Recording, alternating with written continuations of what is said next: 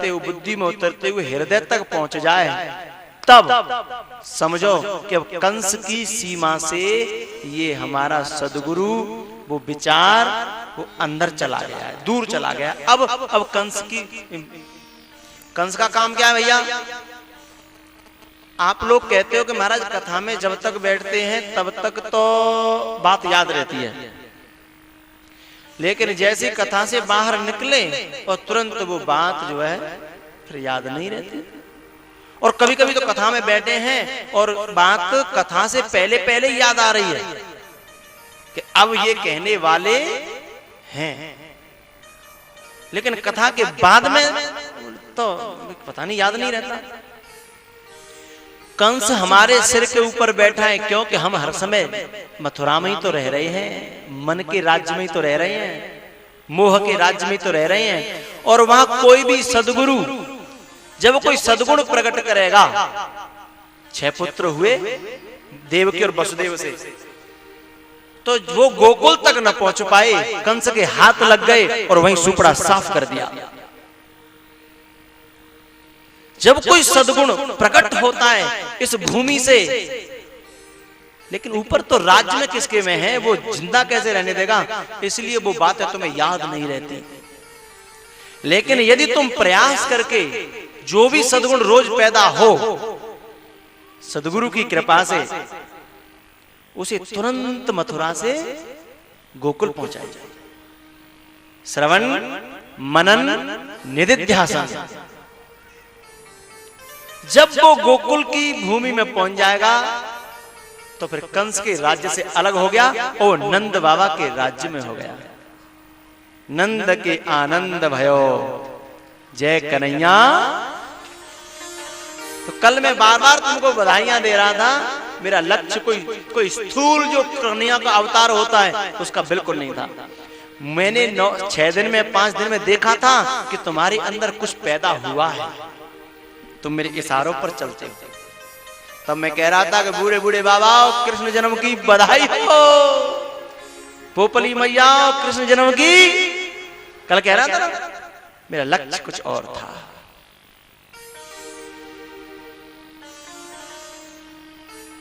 तो सदगुरु जो सदगुण पैदा करे उसे तुरंत सभा से एकांत में जाकर के पहले मन में उतारो, श्रवण के द्वारा। प्रविष्ट कर्ण रंध्रेण श्वानाम भाव सरोरुहम्, मन में उतारो, फिर बुद्धि में और हृदय तक पहुंच जाए बस। लेकिन बाधाएं बहुत आएंगी,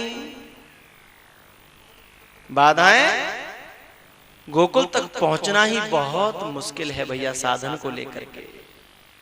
तो उन बाधाओं की चर्चा में अब समय तो मर्यादा में ही हमें चलना है, संक्षेप से विस्तार में न जाकर के मैं सूक्ष्म से ऐसा करता चलूं। सबसे पहला वंदन है हाथों की हथकड़ी और बेड़ी। ये हाथों की हथकड़ी और बेड़ी सबसे पहला विघ्न है। और एक विचित्र बात मैं बताऊं, वसुदेव देवकी को कम से कम ये पता है, बंधन दिखता है, लेकिन हमारा जो बंधन है वसुदेव देवकी से हजारों गुना मजबूत है, लेकिन दिखता और नहीं है।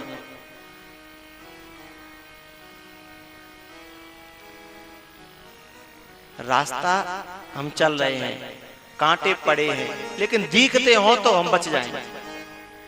लेकिन कभी कभी क्या होता है, अपनी जो गंग नहर है ना, उसमें देखता है कि रेत ही रेत है, रेत ही रेत है, लेकिन कभी कभी रेत के अंदर कोई कांटों का झाड़ और हो दिखाई न दे तो बहुत बुरी तरह चुभता है साहब, घायल कर देता है पांव को, या कोई कांच हो। तो दृश्य रूपेण जो जंजीरें हैं वे तो फिर भी हम तोड़ डालें, लेकिन अदृश्य जंजीरें से हम बहुत बंधे पड़े हैं, जकड़े पड़े हैं। कर्तव्य की जंजीरें, कर्तव्य की जंजीरें और सामाजिक खोखली मान्यताओं की बेड़ियां।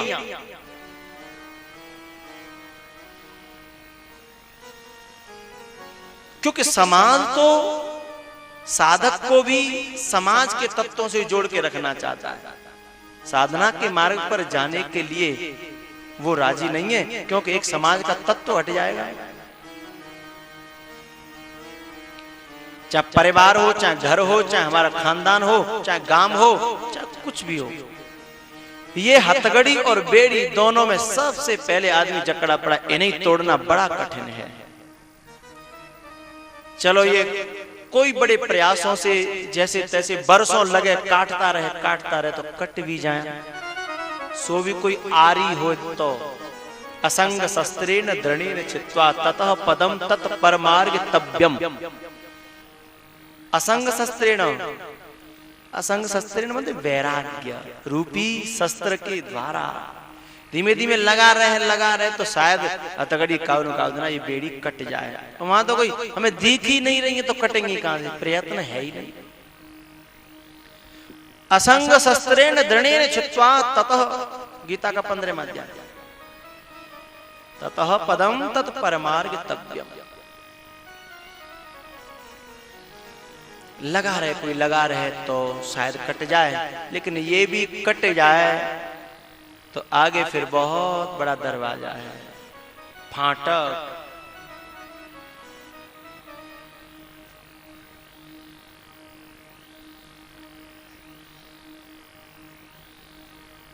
हमारा ही स्वयं का अपना अभिमान।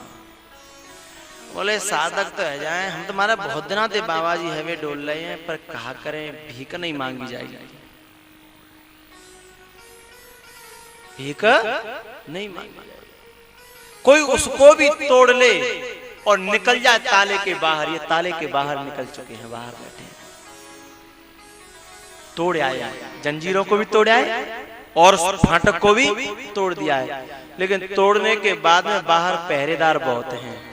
काम क्रोधौ लोभ मोहौ देहे तिष्ठन्ते तस्करा।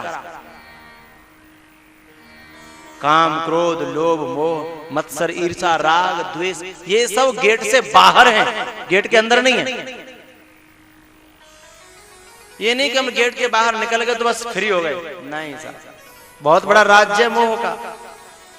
यह सब माया कर परिवारा प्रबल अमित को बरने पारा।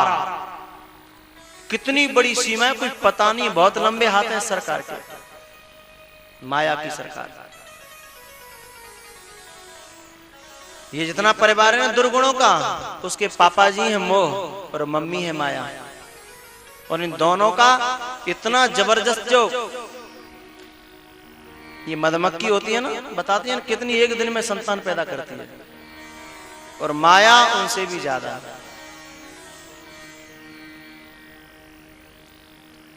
तो बाहर पहरेदार हैं, उनसे बच बचा के निकलोगे तो भैया एक तो बाह्य कर्म होता है और एक आंतरिक कर्म होता है। अंदर भी निरंतर मन एक भी क्षण बिना कर्म के रह नहीं सकता। तो बहुत वर्षों से जो अंदर कर्म की धारा बह रही है, चिंतन की धारा बह रही है, विपरीत चिंतन, वो जो नदी है यमुना और वो भादों का महीना है, उस कर्म की धारा को पार करके बिना डूबे और तब गोकुल में पहुंचोगे भैया, तब गोकुल में साधन पहुंच पाएगा।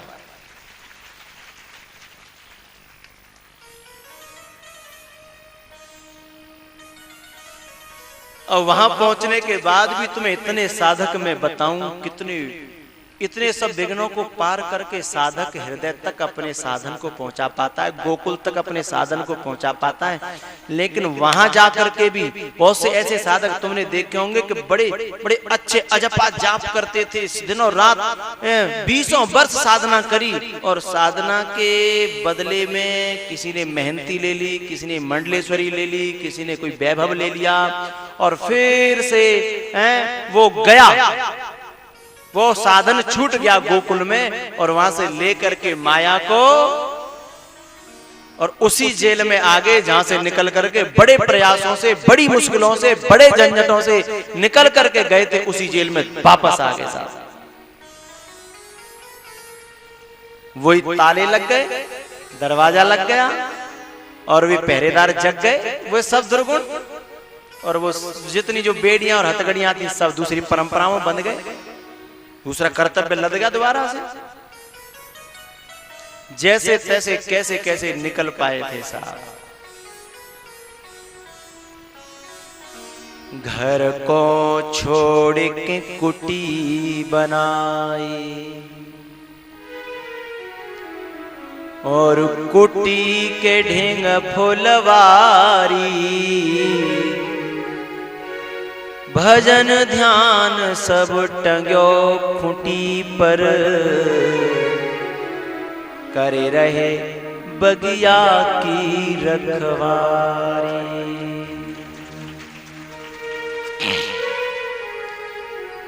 आप सभी साधक हो भैया, सभी साधक हो, और सभी को उस जेल से निकलना है। साधन को लेकर के गोकुल तक साधन पहुंचाओ तो बच पाओगे। हाँ, गोकुल में साधन पहुंच गया नंद बाबा के, नंद के यानी आनंदित वृत्ति होने लगी साधन के साथ में। साधन में आनंद आने लगा है? साधन में इतना आनंद आने लगा कि फिर असाधन अच्छे न लगे, तो फिर जो मोह की सीमा से जो भी दुर्गुण वहां तक चल के आएगा, आदि ताकत तो उसकी वैसी समाप्त हो जाएगी। मैया आपने वो देखी कुत्तन की लड़ाई? मैंने बहुत देखी है, बचपन में बड़ा शौक था कुत्तों की लड़ाई देखने। कुत्ते का सबसे पहला कर्तव्य है लड़ना, और वो लड़े नहीं तो कुत्ता खाएगा। जरा शब्दों पर ध्यान दीजिएगा। कुत्ते का सबसे पहला कर्तव्य है लड़ना और झगड़ना। यदि वो लड़े ही नहीं, झगड़े ही नहीं, घूसे ही नहीं, तो काय को कुत्ता। और यदि लड़ता है और झगड़ता है तो चाहे रूप कोई भी हो, नहीं अबे कहो मत, समझ लो बस। अरे भाई समझ लो, तुम तो ज्यादा समझ लेते हो, एडवांस।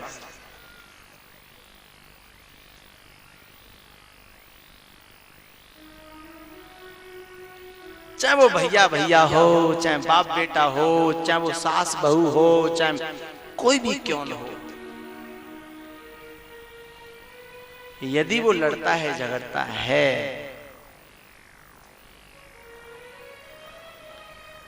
तो जो भी है, ठीक है ना, अपना कर्तव्य अदा कर रहा है। तो मैंने लड़ाई देखी तो मैं क्या देखता कि दो गांव पास पास थे, 3-4 खेत का अंतर।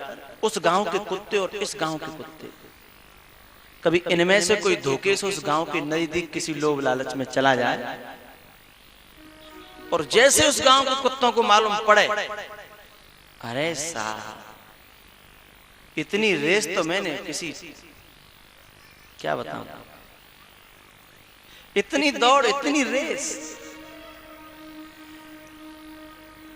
उधर 5 कुत्ते हैं, उधर वे अकेला है और भाग रहा है दौड़ करके। लेकिन जैसे जैसे जैसे जैसे सीमा इसकी आती जा रही है और उनकी कम होती जा रही है, जबकि वे 5 हैं और ये अकेला है, इसकी पूंछ ऊपर उठती चली जा रही है और उनकी पूंछ नीचे होती चली जा रही है। और जैसे ही वो अपने गांव की सीमा में आया, अकेला ही है और कोई साथ में भी है ही नहीं, अकेला है, और जैसे ही सीमा पास में आई, एकदम पूंछ ऊपर करी और मुड़ गया, और वे 5 की पूंछ नीचे को। आप सबने देखा होगा, उन 5 की पूंछ नीचे को और अकेले की पूंछ ऊपर। सीमा का अंतर है साहब। जब आप घर जाते हो तो मेरे सैकड़ों श्रद्धालु और मेरे सैकड़ों ये श्रोता घर में जब जाते हो तो मेरी सीमा से जब अदर चले जाते हो तो तुम्हारे ज्ञान, वैराग्य, भक्ति, इन सब की पूंछ नीचे हो जाती है। लेकिन जब तुम इस सीमा में आ जाते हो, ये तुम्हारी अपनी सीमा है, ये तुम्हारी अपनी सीमा है। इस सीमा में आ जाते हो, तुम्हारी पूंछ ऊपर होती है, और जो मोह, काम, क्रोध, लोभ, वे पूंछ दुम दबा के पास पास डोलते रहते हैं, घबराते हैं। ये तुम्हारी अपनी सीमाएं हैं क्या? तुम्हारी पूंछ उठी रहती है यहाँ? ये खिलापन, ये निर्भयता, ये आनंद, ये मन की हर्ष और उल्लास की प्रवृत्तियां क्या भय में हो सकती हैं? तो ये तुम्हारा अपना अपना क्षेत्र है और वो कंस का मोह का क्षेत्र है। यही तो आनंद का ये नंद बाबा का राज्य है, यही तो गोकुल है।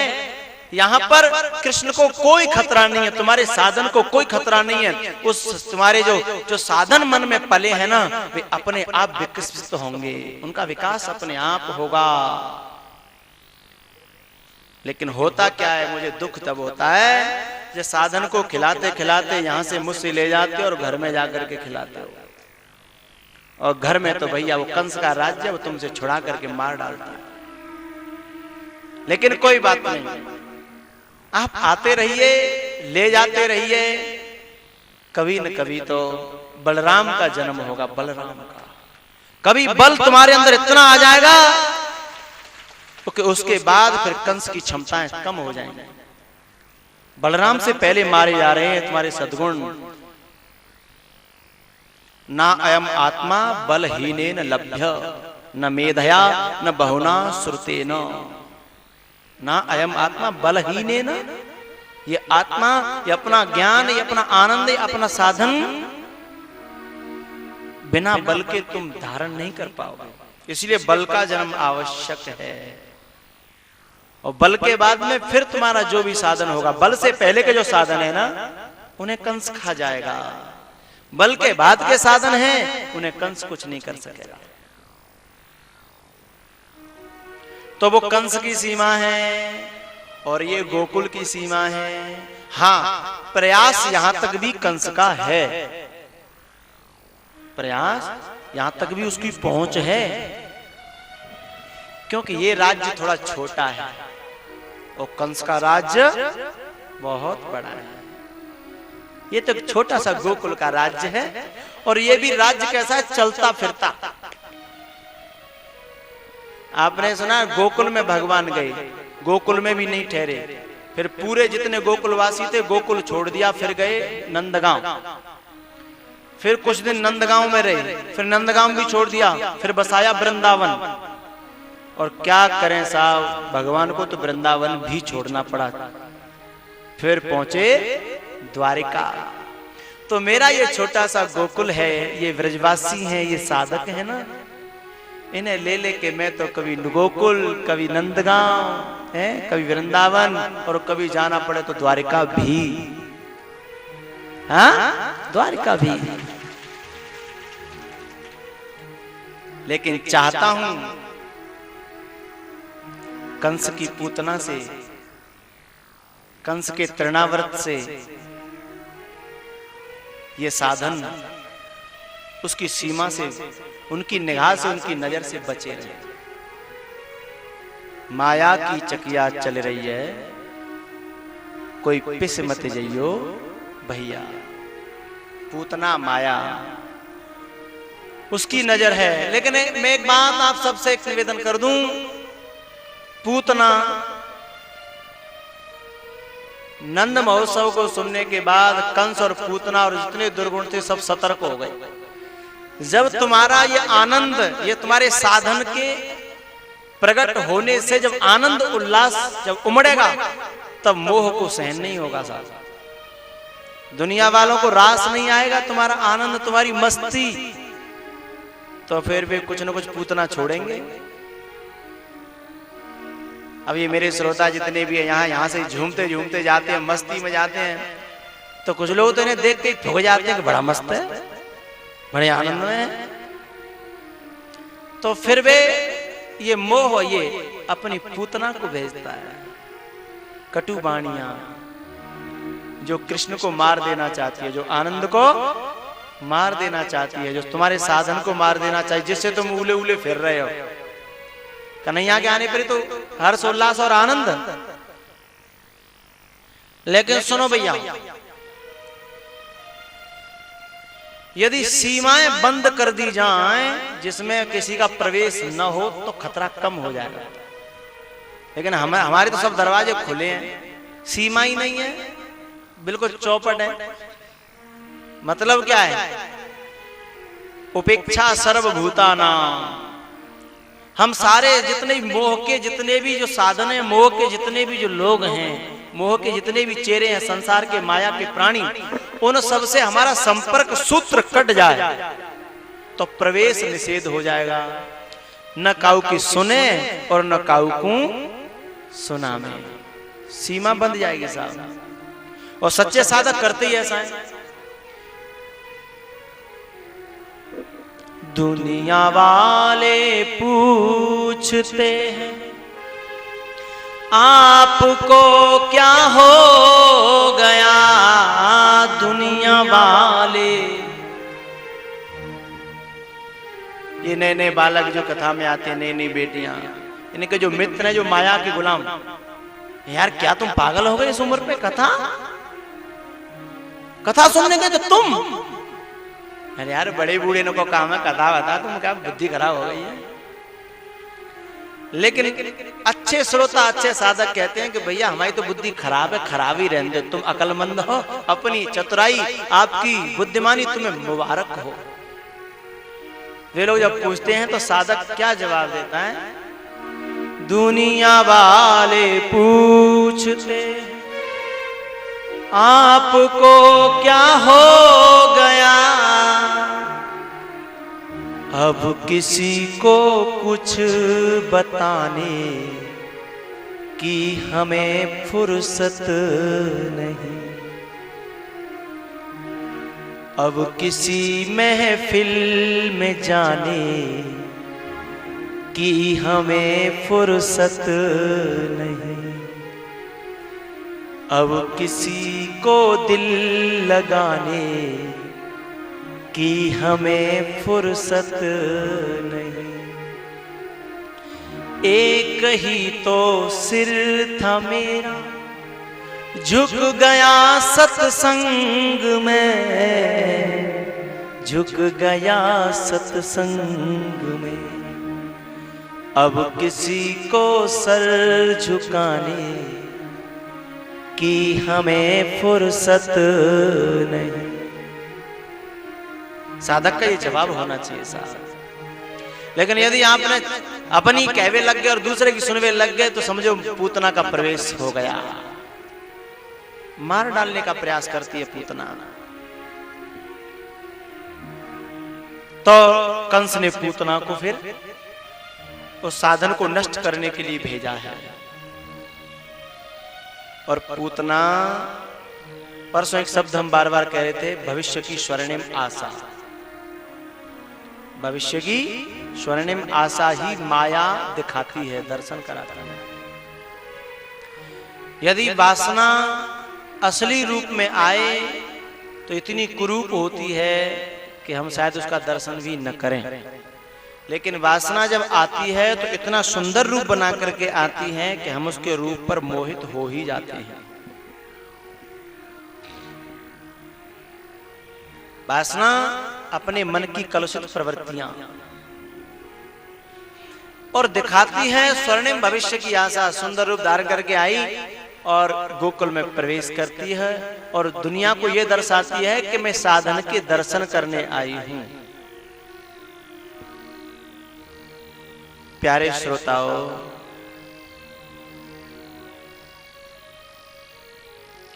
माया तो दर्शन देने आए तो भी घाटा और दर्शन करने आए तो भी घाटा।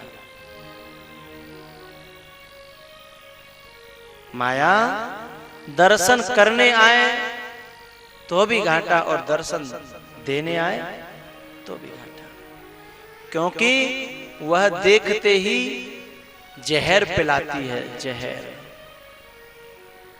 पिलाना ही उद्देश्य है ना उसका। पूतना किस लिए आई है? कन्हैया को जहर पिलाने के लिए। लेकिन ये किसी को बता नहीं रही है कि मैं जहर पिलाने आई हूं। और प्रदर्शन दूध पिलाने का है और उद्देश्य जहर पिलाने का। बस यही तो है।